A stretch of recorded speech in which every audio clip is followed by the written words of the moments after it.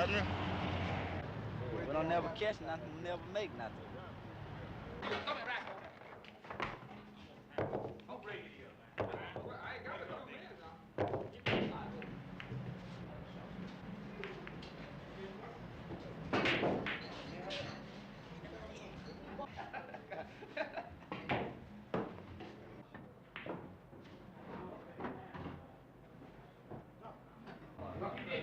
You won the ball. That light blind? To get shooting. The guy shooting the ball? No, huh?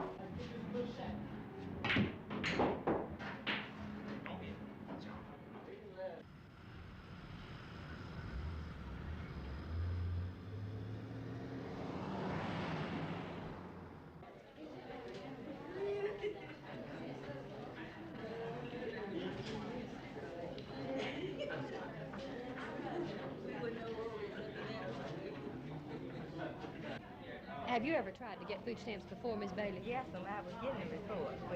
How long? It's been more than 3 months since you got them? No, I got them in July. All right, let me have your green card, please, ma'am. Do you have it? No, I don't have it. Thank you.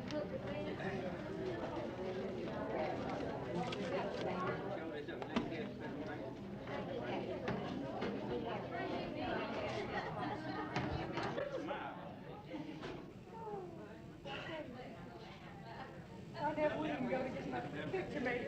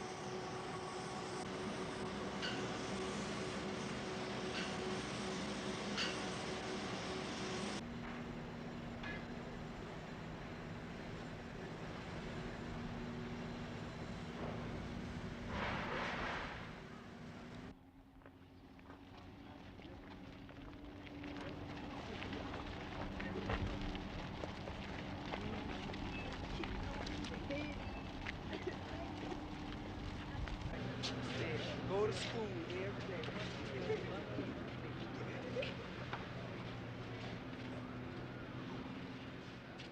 Keep on that back, kick back up.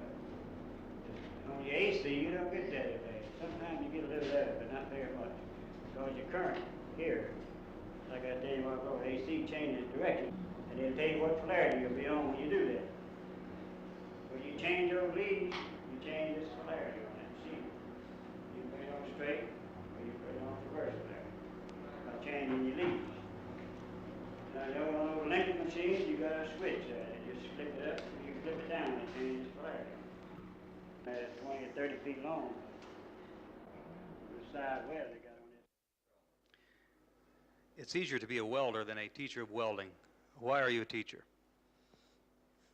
Well, I was called on to be an instructor over here, and of course I enjoy the work. Sometimes it's hard to explain a lot of this stuff to a student like you should, but most of the time you get it over to them if you keep trying to. Are they good students? Do they really want to learn? Well, the majority of them are, yes. And some of them, some few, it seems they don't take too much interest in it, but you can generally tell when a person's interested in it and when he's not.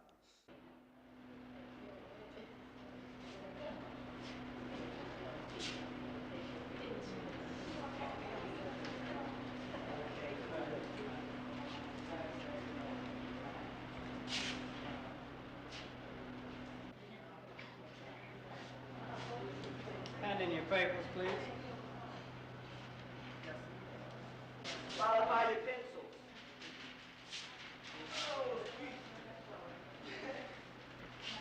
Pass them up to the front of the room. Also the pencils, please. Scratch tape also. How have their intelligence levels been mislabeled? I don't understand that. The standard test, the standardized testing systems used in the United States to establish intelligence levels, manual dexterity levels, they were sampled in middle-class white America. Our environmental backgrounds vary quite considerably. So as a result of being exposed to this type of test, we find that there is quite a differential. So we devise a profiling systems that is geared to meet the needs of the industry. For example, here at Lytton. What are some of the problems you run into with these students? The primary problems is academic, insofar as qualifying for a standard test, qualifying for an appreciable craft without the background.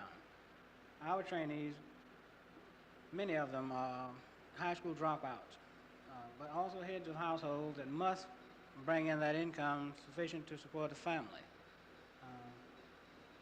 The major problems would be having them to understand their responsibility and then working to dissolve the problems of academic inadequacies.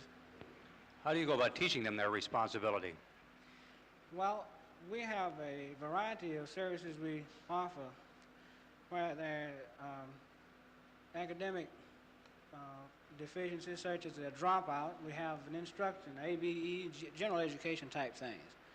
So far as manual dexterity and test orienting, industry orienting, the psychological aspects of it, we condition the trainee to accept industry. In layman's terms, what are the responsibilities that they need to know? What responsibilities really are you trying to teach them? Where are they deficient in their responsibilities? Well, we must realize that having never had substantial employment, there's a certain amount of responsibility to the employer that one must assume. So we try to train, to orient our trainees, I'll say, to this type of responsibility in pre-employment, where we teach the rules and regulations of the responsibility to the employer. Well, what is the responsibility to the employer? Well, you owe the employer at least a day's work.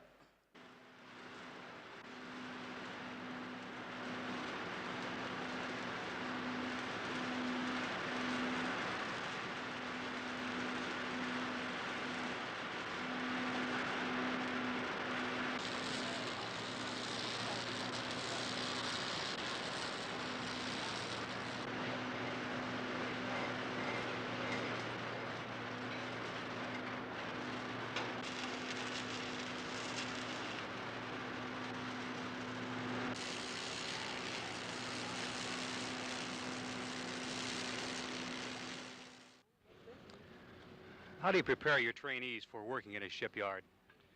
Chuck, there's several approaches. Of course, you have to teach them, give them some job orientation prior to actually putting these welders, what we've been looking at this morning, in the welding booth. Of course, we must prepare them mentally to accept this test that lies before them. And our first attempt at that, of course, is to bring them in teams down into the plant facility and take them aboard ship. And in this way, we feel that they will feel at home. We show them where they're going to work, under what conditions they will be working. And of course, this, we feel like, helps them to overcome the fear of a production type situation. We have the booms overhead, moving overhead. We have to assure them that there's no danger, provided they use safety precautions. We show them, as I said, the areas where they'll be working under the conditions under which they will be working. I understand you have a very interesting civic responsibility program also. Could you describe that for me? Well, we do have, Chuck, many of the youngsters, the individuals that we have coming into the training program, have not in the past held jobs that would require them to be responsible, and have not, as a result, been what we call a taxpayer. And we feel like that as a taxpayer now, that they are making sufficient money to be a taxpayer, that they should have the benefit of the knowledge of what they are to receive as a taxpayer. As a result of this, we take them, every one of them, to the City Hall. We introduce them to the mayor, to the various city officials, and they in turn tell these trainees what they can expect of the city as a result of them having become taxpayers. On the other hand, we instill in the individual, the trainee, that he, as a taxpayer now, has a responsibility to the city. In addition to that, we have the local board of realtors, the president of that body, explain to them the various housing programs under which they can buy a home, particularly the 235 housing program. As manager of the training program, you probably more than anyone else see the trainees come in the program and leave as finished products, so to speak. Do you see any change in them? To me, this is the greatest part of being in training. We find the individuals, when they come to us for their first interview, many of them have a defeatist attitude. They've not necessarily out of their own doings, but just the fact of society, have been unable to acquire a skill which would give them a standard of living that we like to live by.